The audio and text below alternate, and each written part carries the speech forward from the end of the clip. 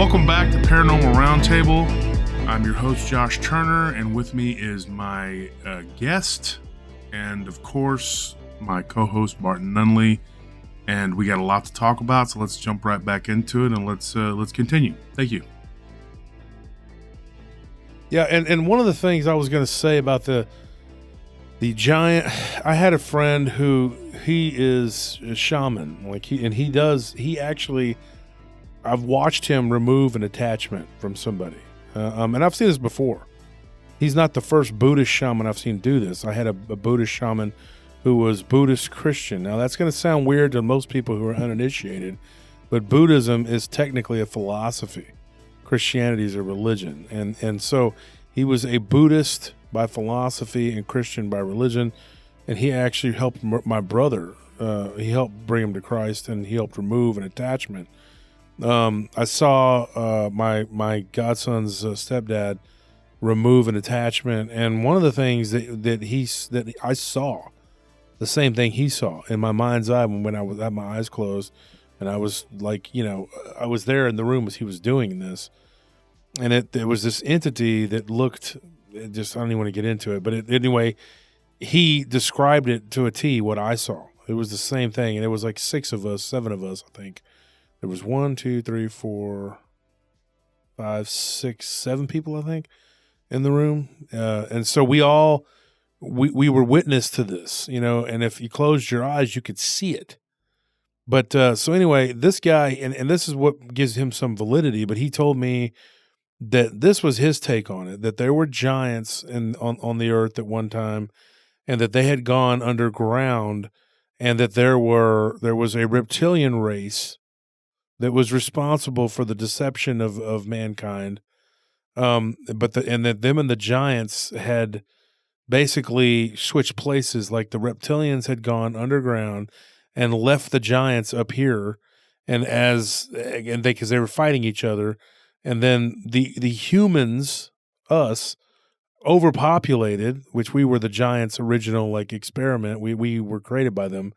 And that's not to say that there isn't God, a one true God, but they were our progenitors according to what he saw, and that we overpopulated and overcame them through technology that was fed to us by the reptilians, and then they let us basically outlast and defeat the giants. What was left of the giants went underground too, and they took up residence in a different part of the earth from these reptilians. Now, there's also this theory that there are different types of reptilians, and that they have interbred with us, and that they have a bloodline that goes, on and on through leadership and all this other stuff. And they are actually, these reptilian hybrids are the ones that live up here, and that they are actively trying to find specimens of these giants, so that they can create some sort of hybrids with them. That's exactly what I had in my data, actually, for the giant of Kandahar. And there were more giants there, like I said, but they just got the one giant that attacked the soldiers was the one they killed, and they had a helicopter waiting to pick up its body. It's like they didn't airlift the soldiers out of there. They just got the giant. I'm sorry, Jessica, to interrupt. Could you actually see the other giants when you use remote viewing? I did. Well, I did detect other giants in the mountain. Yeah, there was like a big cave there, and I detected at least one other one. Okay, so can you describe what it looked like for us? It actually looked very similar to any kind of pictures you've seen that are like renditions of what the giant of Kandahar looked like. They looked very similar to that. Hold on, let me pull out my data, and I actually did describe them. They were very primitive. Okay, very primitive looking. They were huge. Let me see how big they were. Red hair, I assume. Yes, red hair. Yes, like wearing like animal pelts. Like a loincloth kind of stuff. Long hair. Yeah, definitely long hair. And yeah, they're pretty fierce soldiers as well, and they were laying in wait. They were waiting for that second group of soldiers to show up. They were actually waiting for the first group as well, and they ambushed both sets of them. And it wasn't just that one giant. There were multiple giants there. There was the one did get killed though, and that's the one that they airlifted out of there. But like I said, the military was looking for a specimen according to my data. So it was I got 12 feet. It was 12 feet high, 12 feet in height. And the way I understand it too, from talking to multiple people who've remote viewed and psychics, I've talked to so many different types of people. One guy told me that they are like they regressed. And I kind of believe that, like with the cynocephali, that they may have been created by the Anunnaki as the keepers of the stargates, which is something that you find them in places of the dead, where they're the world of the dead joins with the living, and that these giants kind of regressed. And that's it. That's all that I was really given, but I kind of took it and went on my own tangent research, whatever. And I started coming up with my own theories about this. And I mean, if we can postulate for a second here, I think that what happened was these giants were very advanced at one time, but now the ones that you would find living anywhere near the surface, they're very primitive. Like in the area near the Khyber Pass, there have been multiple conquerors who have rode through there. Alexander, Genghis Khan, Tamerlane, they've all gone through the Khyber Pass, and there are multiple accounts that I think were lost to history. I had somebody that could see, she said she could access the Akashic records. Now, you could also stumble upon it by accident. I don't know if anybody that's listening here knows what that is. Jessica, do you understand or know what the Akashic records are?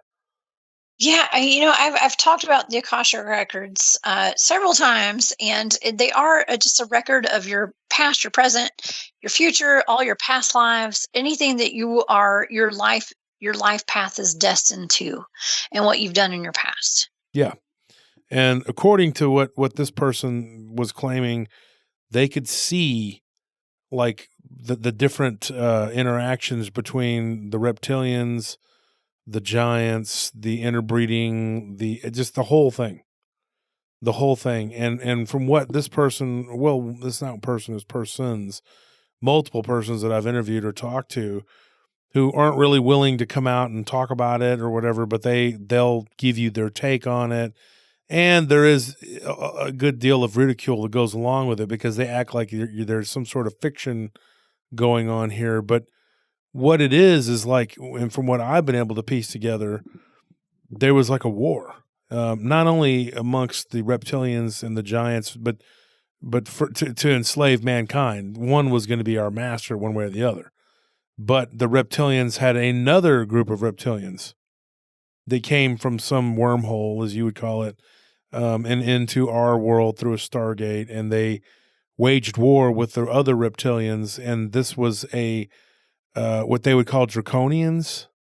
They came from a wholly different place, and there was another race of reptilians that had been here for a long, long time that were from here, from this plane, from Earth, that had lived below the Earth for a long time, and that the giants on one side were a Nordic type race of giants, highly advanced, and that they had went underground for a long, long time, and they actually backed during World War II, go ahead.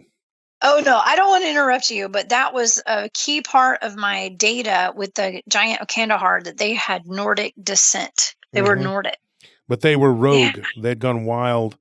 Yeah, and the red hair was an indicator because there was a tribe that was actually and then I heard, I don't know if this is true, but like the three sons of Noah, that one of them, his lineage or his race was sort of like cursed. I don't know if there's any validity to that, but he was kind of, and I can't remember which one it was. I've heard it before and I can't remember off the tip of my tongue. But anyway, his lineage was supposedly tainted. Like it wasn't cured of the Nephilim, whatever, because he had taken a wife. Do you know anything about that, Barton? I know there's one of them that took a wife that was not. She was not supposed to be. She had Nephilim DNA. Right. So I think you're talking about the bloodline of Cain and Abel. No. I'm talking about Noah. I mean, I'm going back to Noah, not Cain and Abel. Cain was supposedly bred with Lilith, which was the first, according to the Jewish tradition of the Kabbalah. Cain actually bred with Lilith, and they created an entire race of vampiric demons, which is what Ornius was, and he would be the demon that actually in the Song of Solomon, or a key of Solomon. It's where Solomon's so he had a servant that helped him. There was a man that had a son, and it was said that Solomon was fond of him and his son, and he cared about him. And so that whenever this demon Ornius took the blood of this child, he was killing him. Then he cried out, and God gave him a ring, and he used that ring. And with that ring, he was able to take control of all the angels and the demons of the entire world. And he used the demons to build the temple, the first temple. So anyway, that being said, that's the bloodline of Cain. But what I'm talking about, and that goes back before but what I'm talking about is after the flood, which would have been toward the beginning of what we would call the Kali Yuga, this age that we're living in now, the age of destruction. This is what I'm talking about. Is there was a son of Noah that had, and it was the continuation of the bloodline, and it was supposed to be wiped out.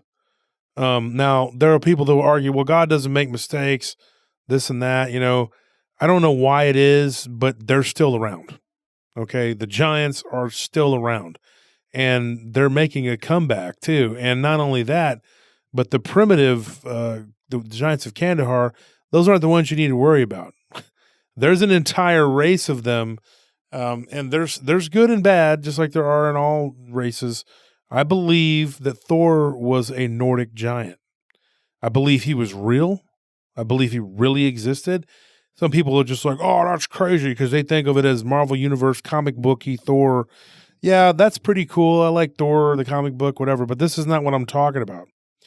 Thor, his mortal enemies were the ogres. The ogres were like him. Their continence and everything was like him, but they were malformed, and they were evil, and they were like hill giants, and they were cannibalistic. And so Thor took it upon himself to be the protector of mankind and to kill these giants at every chance he got. So, and finally, he ends up being killed by Jormungandr, the world serpent. Now, remember what I said earlier about how one entity can be comprised of a million little entities. Think of a Portuguese man of war. It's many, many organisms that have come together as a colony to make one organism. Now, on our bodies are trillions of cells that actually make up what we are. You're not just one, organism. You're a bunch of cells that have agreed to be. Okay, so that is the linchpin when you're looking at like someone like the Jormungandr. It could very well be the world serpent, which coils itself around the world, could be an entire race of reptilians that come together to be one large organism.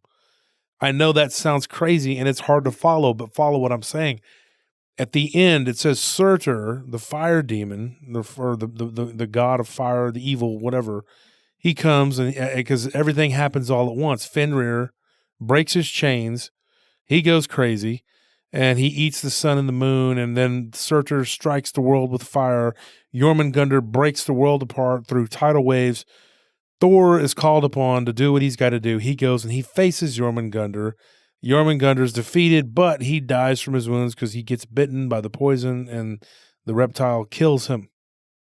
Now, if you look at that as an allegory, the reptile and the Nordic, and they are still at war today. It has never ended. Now, when you hear about angelic beings, oftentimes they're 10 feet tall and they have this long blonde flowing hair.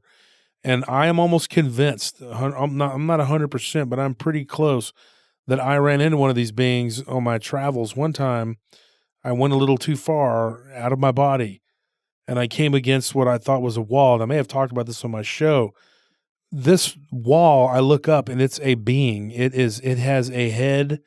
It has blonde hair, ice blue eyes, and it's looking down at me. And this thing, he had his helmet on, everything. It was like a medieval Nordic warrior. And I thought for a minute there, I thought about doing something to try to, maybe aggressively. And it was like, he was just looking at me very stern. There was no anger or hate towards me. It was just like, he goes, don't even try it. That was just the feeling that I got from him. And it was, I don't want to call it telepathic because it's a little different communication when you're in the spirit. His spirit form was very solid. So, and that's hard to explain. I don't have the time to get into that, but it's like when you're in a certain intermediate state, even passing through a wall is not as easy as it may seem. But anyways, this being was very, very powerful, and he emanated a very strong presence. And I think he was wondering what I was doing there. And I couldn't even tell you where I was at or how I got there. And I was like, okay, I don't need to be here. I apologize. Please don't hurt me. And I left. That was the only thing that I can tell you about that encounter. Where it was, I believe it was somewhere underground. How I got there, I can't really tell you. I just ended up there kind of wandering around from spot to spot. And that's when the reality starts to become more real. So it's hard to explain. Jessica, you might understand what I'm talking about a little better. Yeah. I mean, a little bit. Yeah, I understand what you're talking about. I find it interesting that we've been having so many more giant sightings too around the world. And, a lot of these videos you see online could be hoaxes, but I'm not so sure about that. I mean, you see these giants coming out of mountainsides and things like that. And doing this remote viewing that I do, I've remote viewed several giants, including Judaculla out of North Carolina, the Appalachian giant, and also in 1829 there was the Okefenokee giant down in the swamps of Florida. I mean, in Georgia, actually, on the Georgia-Florida line, and they've been here for way longer than we have, probably. As normal humans, and so. But yeah, there is. I mean, that what you're referring to sounds more angelic, kind of. I'm thinking flesh and bone, big giants here, but well, yeah, because they definitely can be angelic. Mm-hmm. Have you ever researched any of the Patagonia, the giants that were encountered by the Spaniards when they arrived in Patagonia? Yet. Oh yeah, you got to get into that. I have not yet, but I got plenty of time. Yeah. I will. Let me ask you a question, kind of switching gears here from giants. You had remote viewed the dog attacks, these so-called dog attacks. Packs of wild dogs. Packs of wild dogs. Can you elaborate on that? Yeah, there were. I looked into unspecified animal attacks, and that included the 3 targets that I did. There was one out of Texas, and it was Lipan, Texas. These are recent, so they were very sensitive. So I had to be very careful about how I spoke about them publicly. But there was a man out of Lipan, Texas, who he had an attack, and it just seemed. I think that the DNR had been in cahoots with the sheriff's department. But you understand that a lot of places where there are not supposed to be black panthers and certain big cats, DNR, like the wildlife management people, will fight you tooth and nail when it comes down to saying, oh, it was a black panther, because there's not supposed to be black panthers there. And if there is a black panther there, there's a whole lot of paperwork involved that they don't want to have to deal with. And so they were kind of arguing back and forth about, it wasn't a big cat that attacked this guy. So I looked into that one. It turns out it was a big cat.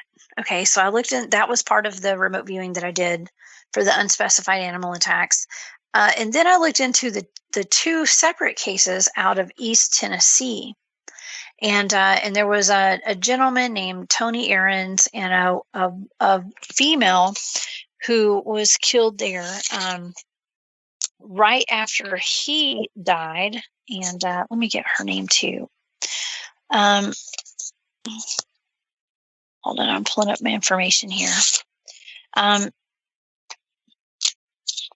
have a lot of folders of remote viewing, you guys. So, but there were two people who died on the same road, okay, out in East Tennessee, and at two separate times, and the cause of death was a pack of wild dogs, and they were both mauled to death.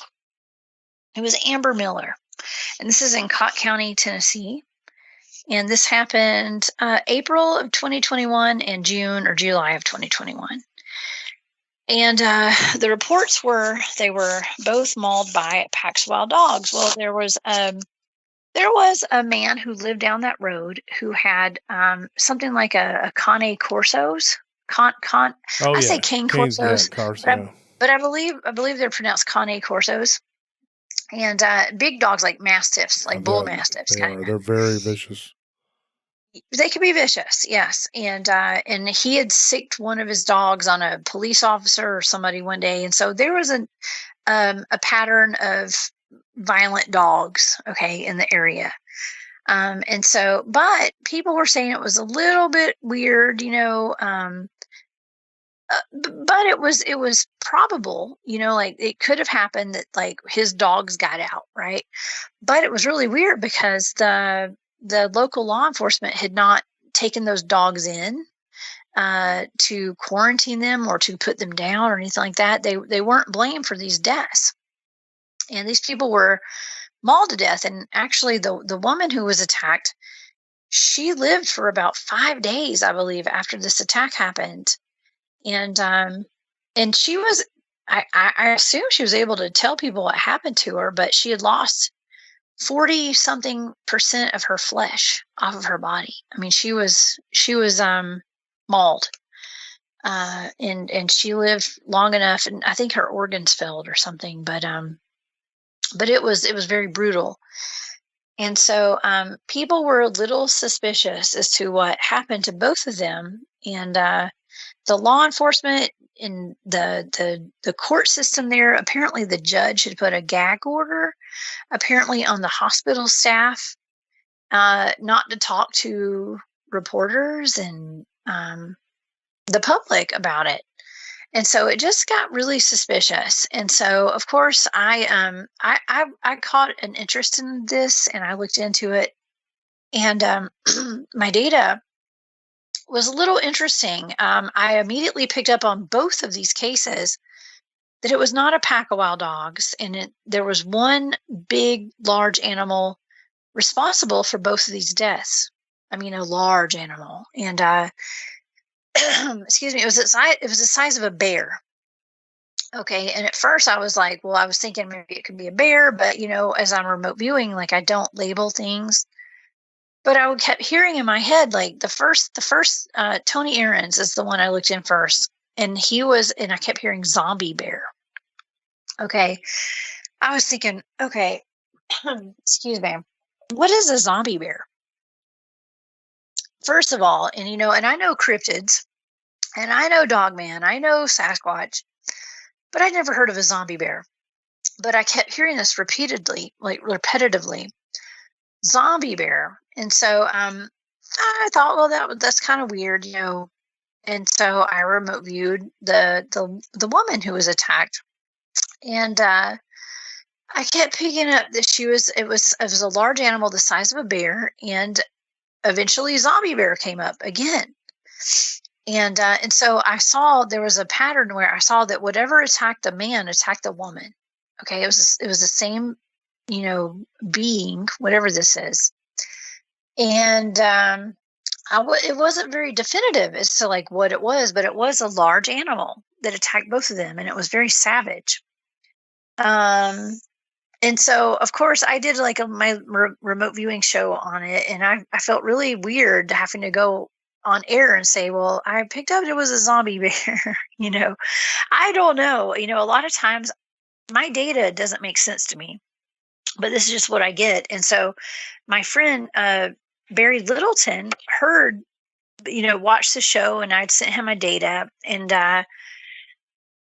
excuse me, he made the connection of the Dewey Lake monster. Okay. And this is something that the Native Americans called, I think this is in Michigan, they call it the whistling bear. And it's a cryptid that looks, it's like a Sasquatch, like a mutant Sasquatch species, I guess you could call it. And it looks like a bear, and it's almost like a mix between a gugway and a bear. And so I picked up, it was that, but I also was picking up CERN for both of these targets. I was picking up CERN. And so, I looked it up and I was trying to figure out, I started researching the area, and I saw that it was about a county over from Oak Ridge, Tennessee. Okay, Oak Ridge is known for being a hub for the federal government doing secret projects there, which involved the Manhattan Project, okay, where they developed the atomic bomb that they dropped on, I think it was Hiroshima back in World War II. And they work closely with CERN on the ALICE project, which is, hold on, I have the acronym for that. A Large Ion Collider Experiment, ALICE. Okay, like the rabbit hole, going down the white rabbit hole, right? ALICE. That's a project that they work on there. So I believe they have a hadron collider there at Oak Ridge.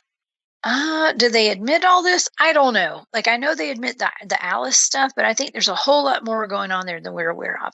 Now, okay, I can relate the ALICE project and CERN in the hadron collider to things that happened in Georgia, things that I've heard rumors about that I don't know for positive, but I know that I lived in downtown Atlanta when all this was going on.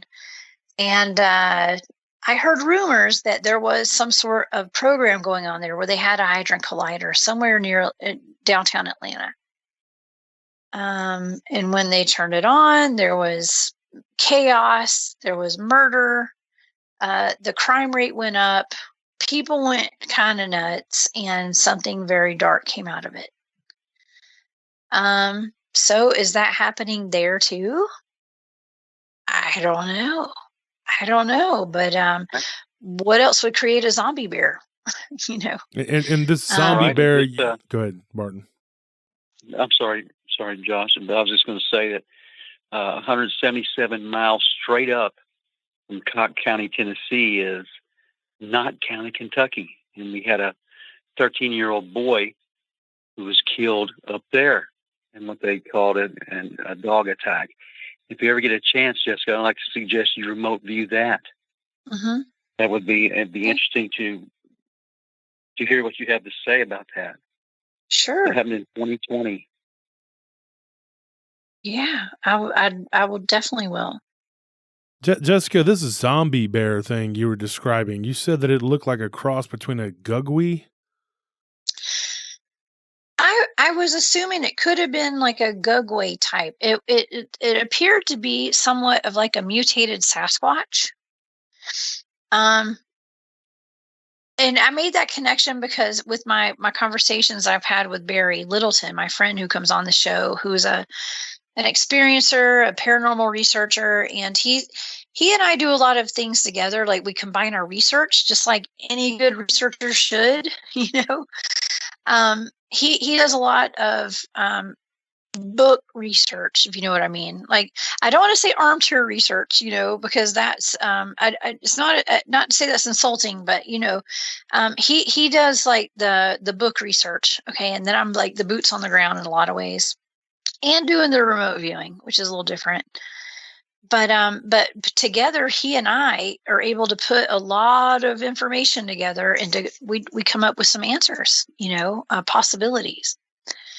And so he helps me take all the data that I come up with, and he has knowledge of things that I don't know about, And so he said, Jessica, exactly what you described sounds like the Dewey Lake monster. It sounds like this. It sounds like that.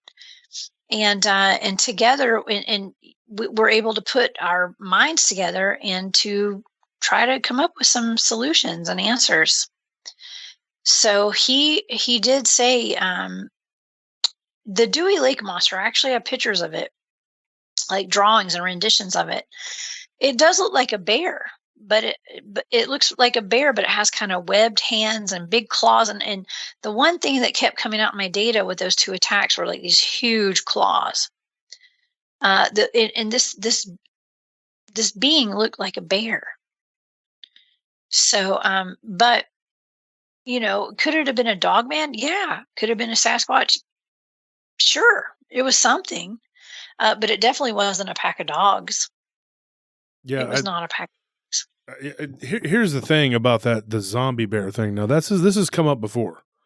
If you go into the missing 411, the missing 411, people talk about the bear people, like children talking about a bear helping them, and like actually not I guess it was a case where, Bart, I don't know if you've read this. I read a story. I believe it was missing 411. And they talk about this bear person that helped this child. And I know that our colleague Josh Ninocchio from What Lurks Beneath, great channel, by the way, and Barton has had his stuff featured on there as of late. And he even wore my shirt. That's pretty cool. He was wearing a Paranormal Roundtable shirt the other day. But Josh Ninocchio had a show about Yellowstone, and one of the things that is a very interesting show. I'd encourage anyone listening to this, go check that out about Yellowstone. And there were these attacks that were taking place, and these creatures, they can only describe them as a type of bear people.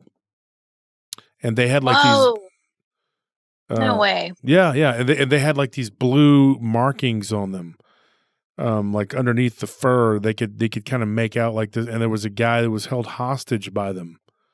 And it's a really weird, wow. Yeah, it's really weird. If you go back and listen to the Yellowstone, now here's the thing. I got one story involving something like similar to that. And this person sent me this story a long time ago. It's very brief, but they were in Yellowstone. They were hiking. And they lived in Montana, so it wasn't like it was an unusual thing for them to go to Yellowstone.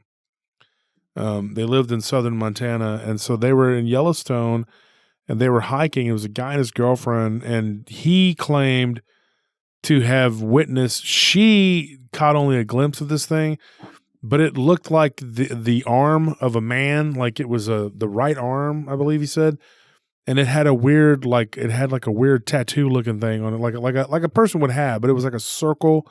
He could see it on his shoulder, that it was like almost like with like an arrowhead in the middle of it. And he thought it almost looked like a designation for a military unit. But the rest of the body, he thought at first it was a man. It was a gigantic man, about 7 foot tall, that was covered in an animal skin. Then he realizes that this bear head is its actual head.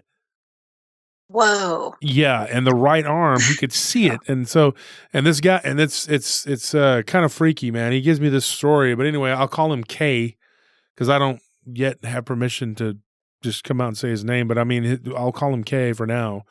But I'm going to try and get him on the show to tell the story. It's not a real long encounter, but the fact that he saw that, and then his girlfriend caught a glimpse of it as it was walking from the backside, she didn't see the front or the side view of it, which has happened to me and my wife. My wife and me, she saw what she swears up and down was a Sasquatch, and what I saw was like the backside of something.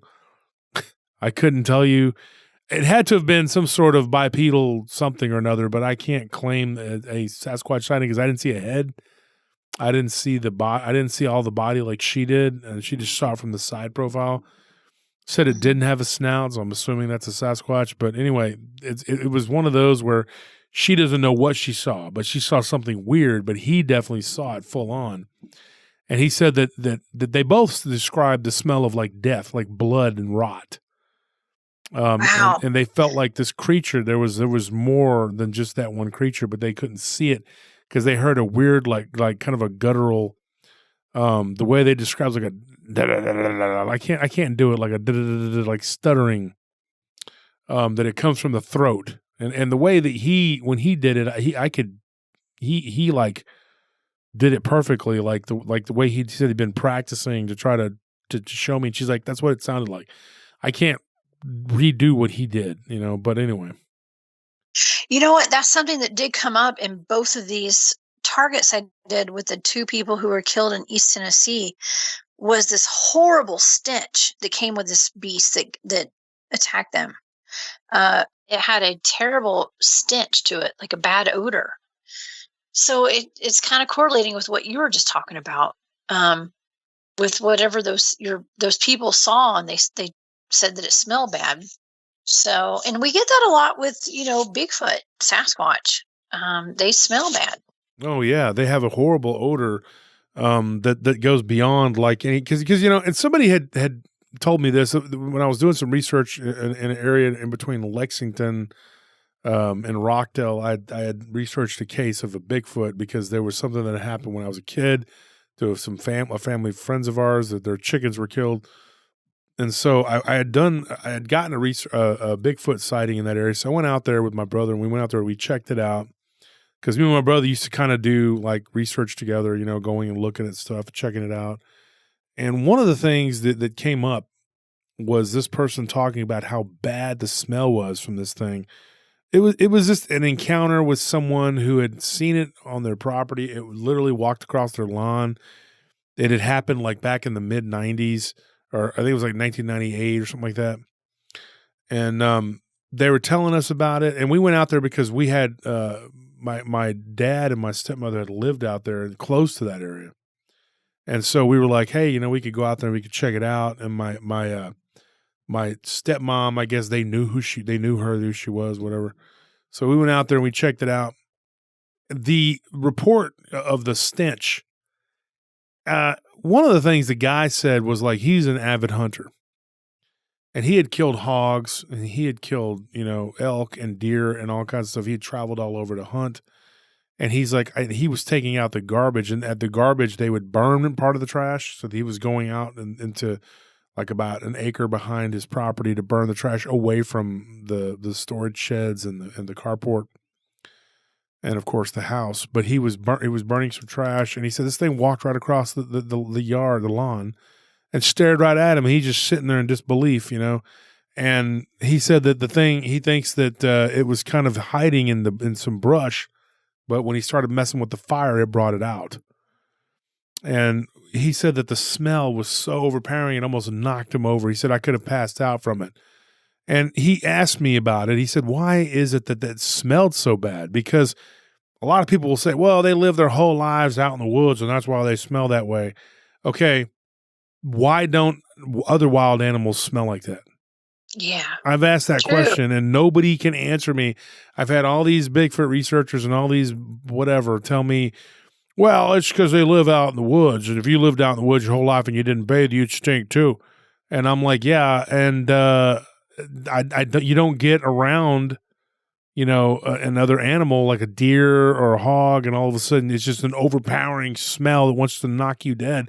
Those animals have never bathed. I mean, what is the deal? Why is that? Why does it smell like sulfur and death? It's because it's not a natural animal.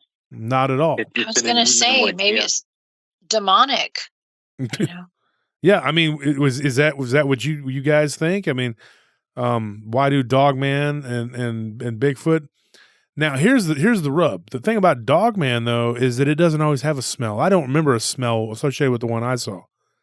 Maybe I wasn't close enough, or maybe I was just terrified. I don't know, but I do get that quite a bit with Bigfoot. It's just like it's this nasty, overpowering odor. And there was a case in Idaho. I'm not going to get into this whole case or whatever, but this woman said that it made her eyes burn and her nose burn, and that her and her husband and her stepdaughter were like sneezing. So I don't know. It was so nasty. It was so bad. What is that? I mean, like it was near Bryan Head, but if you, that was Utah. I'm sorry. It was in Utah near Bryan Head. And so when you get into these cases, have you remote viewed any of that? Like, Jessica, to kind of figure out why, like maybe there's something to it, or? I mean, I remote viewed a lot of stuff, but never why they stink. I've never looked into that. Actually, it's an interesting angle. I need to take that and go with it, because I have no idea. I mean, I really don't know. I mean, I've smelled some stenches out in those woods. So, you know, who knows? That would be something good to look into. I think that would be an interesting to try to figure out like what that could be. Now we're talking about Bigfoot, so let me ask you a question, Jessica. What about Port Locke? Because you said you would Port remote Locke, view Port Alaska. Locke, Alaska, because Oh that. Lord, Yeah. yes. Yes. I did. And you know what's interesting is like I actually after I did that, I actually talked to Ron Moorhead, who went out there not too long ago. And he was telling me how it's a pretty creepy place. I remote viewed Port Locke, Alaska, and it was the mystery behind it and all of the deaths that happened there. And for people who are not familiar with Port Locke, hold on, let me pull my folder out, and we'll get into it real quick. Here it is. So Port Locke, Alaska. There's only a few homes left there and like ruins kind of because the entire town packed up and left. A village, the Aleut, I believe is how you pronounce it. People on the southern tip of the Kenai Peninsula had a settlement there until about the 1780s. It used to be a thriving town, okay, for a while. Like they opened up a cannery there, like a fishery, back in the early 1900s. And around the 1950s, everybody left. Okay. Because there were people going missing all over this village. They were going missing and like bodies were washing up on the shore with like just body parts. And people were getting torn to shreds. Okay. And there were large bipedal, let's just call them Sasquatches, seen all around the area. There were, gold mines, different mines there as well. And yeah, it was, people would go into the woods and they'd never come back. And then like their head would be found or their body parts or something. And so in around 1949, 1950, the entire village left en masse. Okay. Everybody. I mean, it was like the locals were like, yeah, we're done. Everybody leave. We've had 30 people go missing this year, and they've all, a lot of their bodies have washed up to shore. Let's get out of there. And so the townspeople, after 50 years of destruction and people going missing, they all left. I think the last person that was there was their postmaster. He stayed for an extra year all by himself there. He was a very brave person. But he ended up leaving too. He was crazy. Yes. But yeah, there were footprints found and there were, Sasquatches seen in the area. Well, I remote viewed it. Okay. Because the local said there was, I forgot the name of they had a name for a hairy bipedal thing that was attacking everyone. Well, I looked it up. There was actually an entire clan is what they were called. It was like a clan of Bigfoot, and they were very violent. The people who had moved in there and were doing the fishery and the cannery, they had trespassed in their eyes. Okay. And they had, they were living there, trying to live there, peacefully with them. But when they passed over what they called the kill zone, okay, there was like a kill zone. And whenever anyone like a logger or someone that went in to go chop wood to go build a house, if they cross over that kill zone, they were fair game. And the Bigfoots there were violent, and they were not only cannibals, but they were eating humans. So if you overstepped your boundaries, they would eat you. Literally. And they called them the Nantinaq. The Nantinaq. That's right. The Nantinaq. Absolutely. So anybody who crossed their line, that was their territory. They were they were predators. Okay, and they would hunt these people down and they would kill them and eat them. So that did happen. 100% did happen. Okay. And I know they've got shows about it today and all that kind of stuff, but it really happened. And, yeah. Let's see. Is there anything exciting?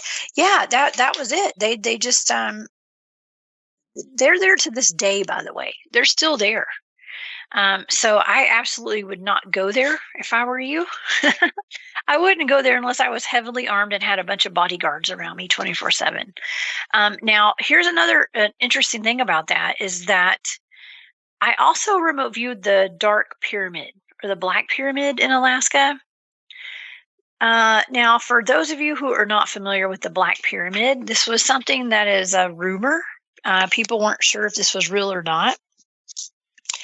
Let me see if I can find that folder real quick.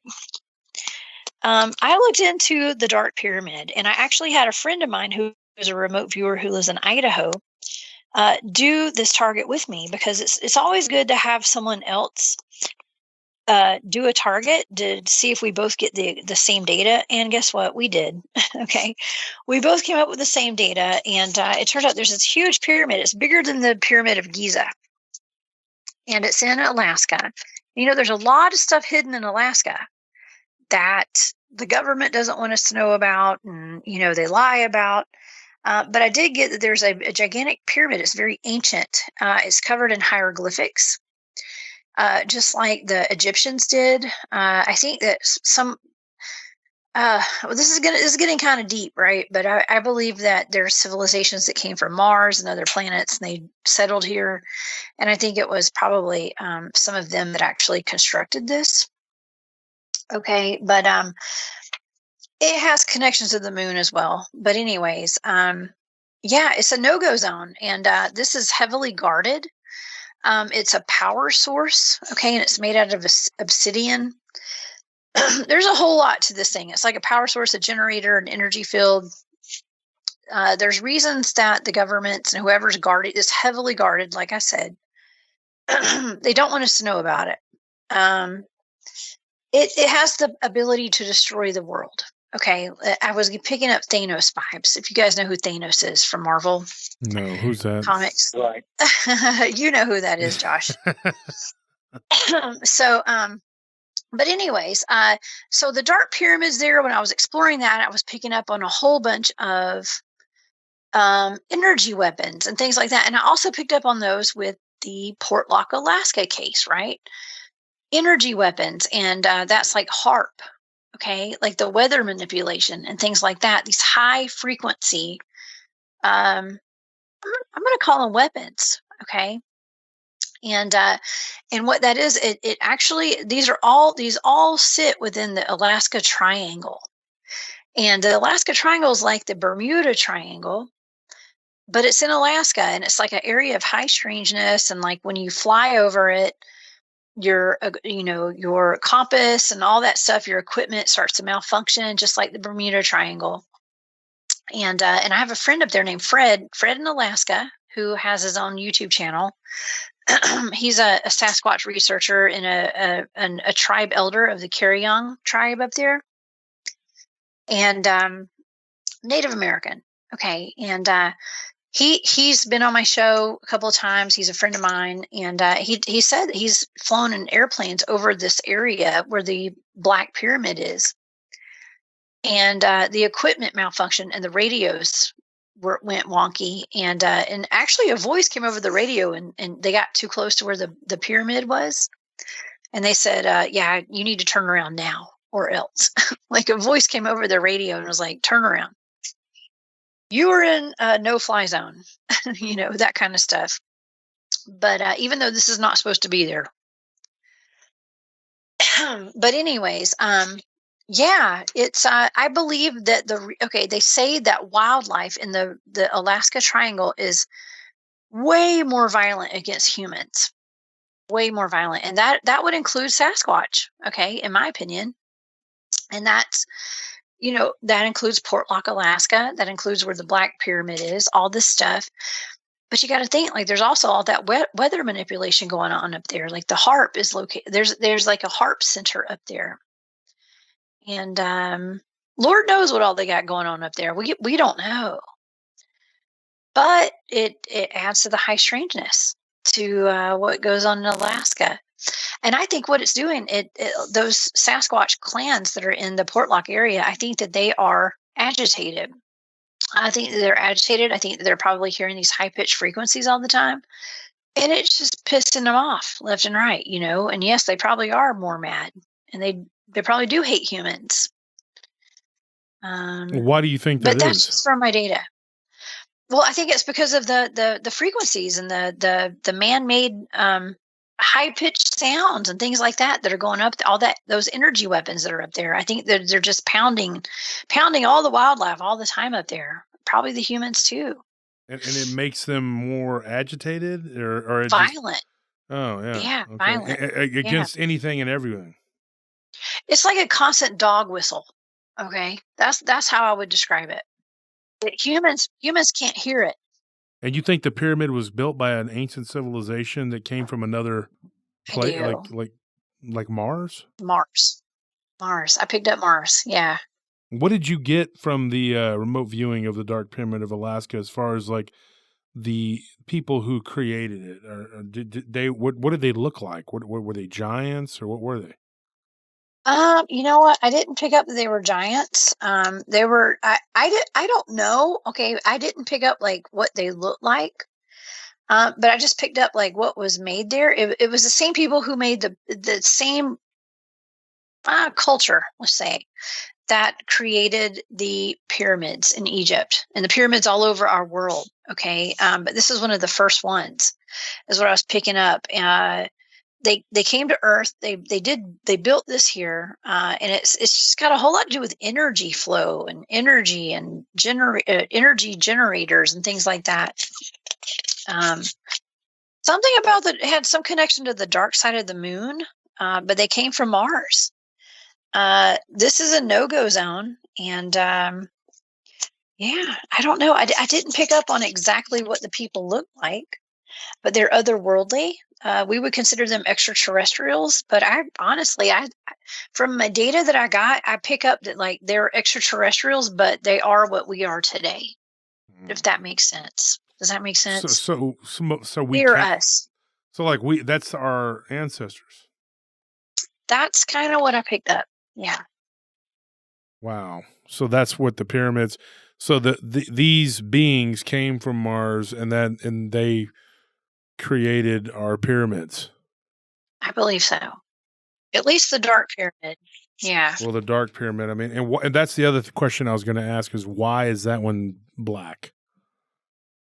It's made of obsidian. Mm-hmm. And the interesting thing is that, it's because it's some sort of a conductor. It's a crystal, so it has powers. It has some kind of power. It's energy. I don't know a whole lot about obsidian, but I know it's a crystal. And I know that Tanya, who remote viewed it, also she lives across the country from me, and I just was like, hey, do you want to remote view this? And so she did her session, I did mine, and then we combined our data, and we were giddy like schoolgirls because we had come up with the same data. Are you talking about Tanya Braddock? Tanya Braddock, yeah. Yeah. So I had a question about that because, okay, this is so interesting. If these are the people, or I mean, like, they're us, like they're our progenitors, whatever. Then how do the giants fit into that? Yeah, I have no idea. I don't know. I haven't looked into that, so I'm not sure. I have no idea. Well, I don't like this. This makes me think. I'm just kidding. I'm joking. Yeah, I know, right? I mean, it's all weird. Like we've covered a lot of bases tonight. Yeah. I have no idea. Like it's a bunch of random stuff, but I think it's all connected. It is in some weird way. So you say the entire pyramid is built made of obsidian rock. Obsidian crystal. Is it solid or is it hollow inside? Or no, it's hollow inside. It's actually like because I ended up when I remote viewed it, I was getting the outside of the pyramid, and I was seeing I saw hieroglyphics all over it, right? Like Egyptians drew. Tanya was inside the pyramid. She was inside it. I was outside of it, remote viewing it. She was inside of it. There were caverns. It was like it's a whole building. Like it's got all sorts of stuff inside of it. It's not just like a hollow pyramid. It's a facility. It's like a big gigantic place. But it's defunct now, right? No, it is active.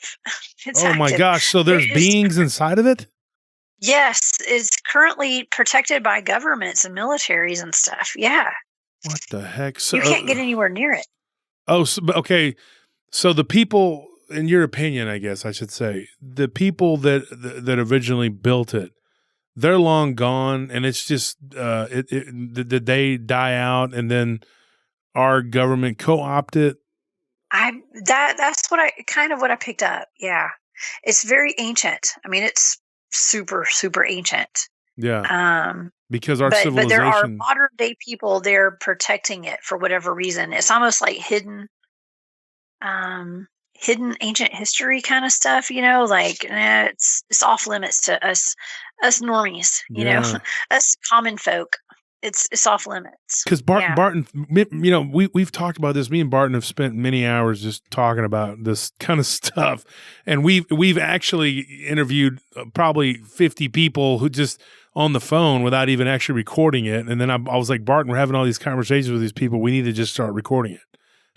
Because we were talking to Steve Stockton and Josh Nokia, and we're on the phone for hours with these people, Lyle Blackburn, and we're like, why don't we just start recording these discussions, and then we can make like a series of like a series of interviews with some of the more prominent people in this field, or that people that should be more prominent in this field, like you, Jessica. I think that you and I think we can definitely work together, because I think that you have a lot of people that you've interviewed that I'd like to talk to, and vice versa. And I think we could help each other. That's what we've done with Bettina, because we started going through, and I was like, she introduced me to Josh Nokia, and in turn, I've introduced her to a bunch of different people. And so we just kept going, and I'm like, you know what, we should build from this, build a community that we can all, and we should try to put out as much information as possible and give people food for thought, and then they can come to their conclusions. But I think it's all pushing us in the same direction. And one of the things I was going to tell you, like with your remote viewing, okay, one of the things that was interesting is that you said Tanya, she lives on the other side of the country. Well, she lives on the West Coast? She's in Idaho. Idaho? Okay, she's in the West. And you're in Georgia, and the cool thing about it is y'all can get together and remote view and figure, yeah. So I propose that y'all teach me and Barton how to do this, so we can figure out what our wives are thinking and why they're mad all the time. Because that's the great mystery you were trying to figure out. Like my wife's going to kill me for saying that. I'm playing, honey. I'm just joking. Them jokes, girl. Don't get mad, Nelly. Oh my gosh. It's really Barton. Barton always the one that's talking about, not me. Don't worry, I won't tell him, Nelly. Okay. Asking for a friend, if you could. I won't tell him. I'm not teaching you. You're not going to give me the secrets of why women are upset all the time. So the thing is, Barton, you've done so much research in the LBL, and I have to ask this because I've never asked this question to you, but have you ever thought about remote viewing yourself just to see what the heck is going on? No, I mean, I've never honestly put much stock in it until I talked to Jessica. But getting back to the obsidian, and that's it's used like it for transformation of and manifestation and psychic ability.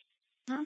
It's a strongly protected type of rock. It's supposedly forms a shield against negativity and blocks psychic attacks and absorbs negative energy. So I know that the Native Americans really like to use obsidian to make their spear points and projectile points, and they're highly valued. If you recall in the Game of Thrones, the only thing that could kill the White Walkers was the obsidian knives, right, that they found. So obsidian does have spiritual meaning.